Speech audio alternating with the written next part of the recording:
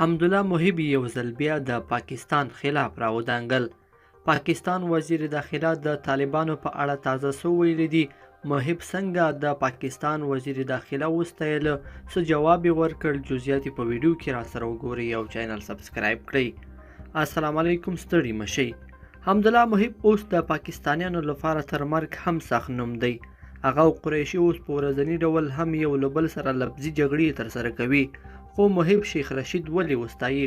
د پاکستان د کورنیو چارو وزیر شیخ رشید په خپلو تازه څرګندونو کې د طالبانو او پاکستان اړیکې افشا کړې دي او دومره خبرې کړي چې طالبان بیخي د پاکستان یو ځواک معرفي کړی. شیخ رشید د خپلو نورو څرګندونو ترڅنګ ویلي چې د طالبانو کورنۍ په پاکستان کې دي او ډیری مړي هم په پاکستان ته لیږدوي او هلته یې پټوي. د شیخ رشید له دې وینا وروسته د افغانستان د ملي امنیت سلاکار حمدالله محب څرګندونې کړې او زیاته کړې ده چې د شیخ رشید غوندې نورو کسانو ته هم اړتیا شته. محب وویل له طالبانو څخه د پاکستان د ملاتړ افشا کول چې د دې هیواد د کورنیو چارو وزیر شیخ رشید کړی ستایي یو ښه ګام دی.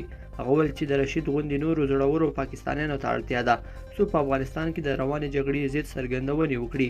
شیخ رشید د خپلو خبرو په ترڅ کې له طالبانو وغوښتل چې دوی وساتي، یعنې د هغه ترهګرو په ځپلو کې کوښښ وکړي چې د پاکستان په وړاندې اقدام کوي، ځکه چې شیخ ښایي طالبان خپل ملګري بللی وي او دا هیله یې ځینې کړې وي.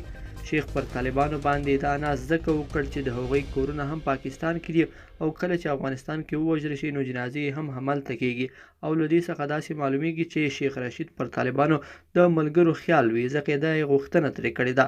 تر اوسه پورې طالبانو د پاکستان د کورنیو چارو وزیر شیخ رشید د څرګندونو په هکله څه نه دي ویلي، خو تر دې وړاندې طالبانو او پاکستان دواړو دا رد کړې ده چې پاکستان کې دي طالبان او یا د هم د دې ډلې جنګیالي هلته چمتو او تجهیز شي.